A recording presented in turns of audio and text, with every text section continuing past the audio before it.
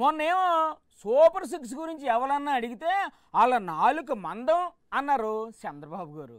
లేటెస్ట్గా వైఎస్ఆర్సీపీ వాళ్ళు ప్రజల సమస్యల గురించి మాట్లాడితే తాట తీత్తా అని వార్నింగ్ ఇచ్చారు. బాబు గారు తాట తీయడమేటో కానీ కూటమి నాయకులు జనాల దుంప తెంచుతున్నారు. నమస్తే సార్, ఏటి సార్ పరిస్థితి? ఎవరన్నా మాట్లాడతారా? పోలీసులు తిడతారా? నరికేండ్రా పోయేసి అని చెప్తారా మీరు? పోలీసులు తిట్టకూడదు నిజమే, మరి మీరేటి చేశారు? అటు చూడండి ఓ పాలి. పోలీసులు కూడా చొక్కాలు ఇప్పేయండి, వీళ్ళు కూడా సంఘ విద్రోహ శక్తులే ఈ పోలీసులు. మీరు బక్రాలు పోలీస్ ఆఫీసర్లు ఎందుకు తినడానికి వచ్చారని చెప్పి నేను అడుగుతున్నాను.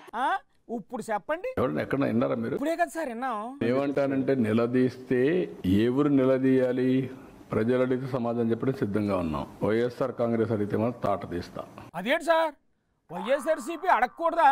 మరి మీరు ప్రతిపక్షంలో ఉన్నప్పుడు పూటకు 3 సార్లు అప్పటి ప్రభుత్వాన్ని నిలదీసేవాళ్ళు కదా. ఒకప్పుడు చెప్పేవాడు నేను హైదరాబాద్ కట్టినప్పుడు నేను నాకు ఉద్యోగం కోసం కట్టానా? ఎట్టట హైదరాబాద్ మీరు కట్టారా?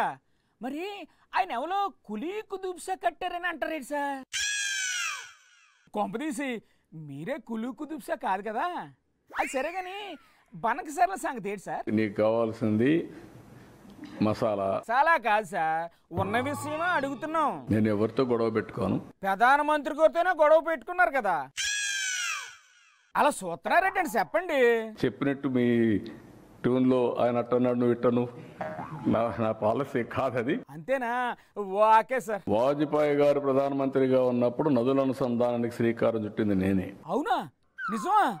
ఇంకేటి చేశారు సార్? ఇప్పుడు నేషనల్ హైవేస్ రోడ్స్ ఉన్నాయి, ఆ రోజు నేను సజెస్ట్ చేశాను. అమ్మో అమ్మో అమ్మో, మీరు కనుక ఆ రోజు నేషనల్ హైవేస్ వెయ్యమని సలహా ఇవ్వకపోయి ఉంటే ఇప్పుడు జనం అంతా సంక్రాంతికి వాళ్ళ సొంతూలకు ఎలా వెళ్ళేవారు ఏటో ఊహించుకుంటుంటేనే నవ్వు ఏడుపు కలిసి వచ్చేస్తున్నాయి గురుగారు.